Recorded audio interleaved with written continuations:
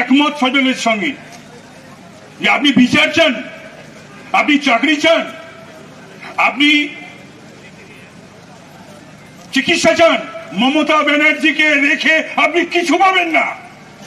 আর মমতা ব্যানার্জিকে এই বাংলার কি মৃত্যু হয়েছে? বাঙালির কি অবমৃত্যু ঘটেছে? এই বাঙালি নবজাগরণের বাংলা, এই বাংলার মানুষ। আপনি ভাবুন তো, সজল বলছে আমরা খুশি না, কেউ খুশি না। এই রায় বা বিচার, আমি রায় নিয়ে বা বিচার ব্যবস্থা বা বিচারককে নিয়ে কোনো কথা বলতে চাই না। বিচার তো সেদিন হয়ে গেছিল যেদিন মমতা বন্দ্যোপাধ্যায় বলেছিলেন।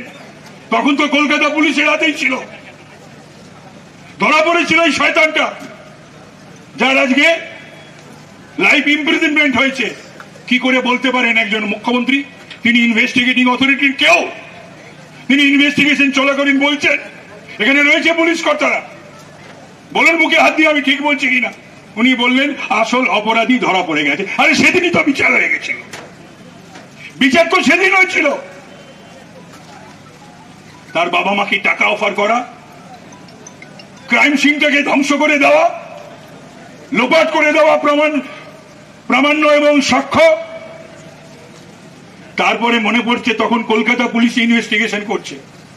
মমতা ব্যানার্জি বললেন রোববার পর্যন্ত যদি কলকাতা পুলিশ কিছু করতে না পারে তাহলে আমি সিবিআই কে দেবো, মানে রোববার পর্যন্ত আমি সব লোপাট করে দেবো, তারপরে সিবিআই এর হাতে যেটা দেবো তাতে আমার আপনজন, প্রিয়জন, আমার কাছের লোক। আচ্ছা বলুন তো, এই ঘটনাটা যে একজনের নয়, এই পরিকল্পনা রেপ এবং মার্ডার, এটা হতে পুলিশ লাগে, ডিডি লাগে, সিবিআই লাগে, সিআইডি লাগে, বিচারক হতে হয়, ক্রিমিনাল লয়ার হতে হয়, শিক্ষিত হতে হয় না।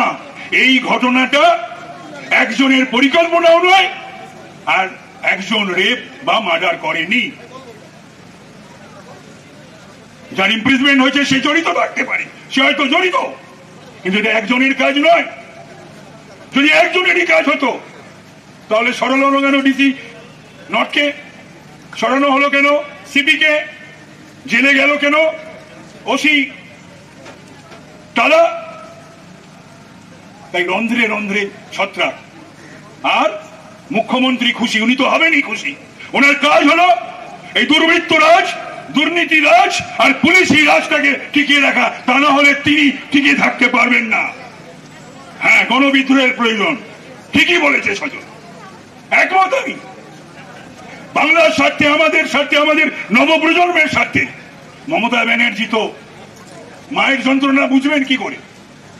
মা হতে হয় মায়ের যন্ত্রণা বুঝতে, বাবা হতে হয় আমাদের যাদের সন্তান সন্ততি রয়েছে, ছেলে মেয়ে রয়েছে, সারা বাংলা নয় সারা ভারতবর্ষ এবং বিশ্বব্যাপী আরজি করের দিকে তাকিয়েছিল এই ঘটনার জন্য। আর এই ঘটনাকে নিয়ে বাংলার প্রশাসন, বাংলার পুলিশ, কলকাতার পুলিশ এবং মমতা ব্যানার্জি যা করলেন, যার কোনো তুলনা নেই বিশ্বে, এর জবাব বাংলার মানুষ দেবে, নিশ্চিতভাবেই দেবে, দিতেই হবে। কতদিন তার এই দুর্নীতির টাকা, দুর্বৃত্ত আর পুলিশ তাকে রক্ষা করতে পারে, এটাও বাংলার মানুষ দেখবে। এই কথা বলে আমি আমার বক্তব্য আর দীর্ঘ করব না। আমি আপনাদের শুধু বলবো যে আপনারা দল, মত, ধর্ম, বর্ণ নির্বিশেষে আপনারা আমাদের পাশে এসে দাঁড়ান। আপনারা এই সরকারকে উৎখাত করুন, এই সরকারকে তকদির মসনদে রেখে মমতা ব্যানার্জিকে মুখ্যমন্ত্রী হিসাবে রেখে আপনারা যদি মনে করেন বিচার পাবেন, চাকরি পাবেন, শিল্প পাবেন, আইন শৃঙ্খলার রাজত্ব পাবেন, মূর্খের স্বর্গে বাস করছেন। ওনার এখন হাতের বাইরে চলে গেছে।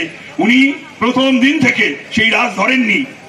তখন তিনি খুশি হয়েছিলেন, ভেবেছিলেন যে পুলিশের অপদার্থ যে সমস্ত পুলিশের আইপিএস এবং নন আইপিএস রয়েছে তাদের বিভিন্ন জায়গায় বসিয়ে দাও। আপনি দেখুন ভালো ভালো আইপিএস এবং নন আইপিএস দের তাদের গ্যারেজ করে রেখে দিয়েছে, আর নিজের পছন্দের লোকগুলোকে দিয়ে, আর এই দুর্বৃত্ত শাহজাহানদের দিয়ে, আরাবুল তার ওভারটা কি অবস্থা হয়েছে শুনলাম, জাহাঙ্গীরদের দিয়ে, এদের দিয়ে রাজত্ব চালানোর চেষ্টা করছে।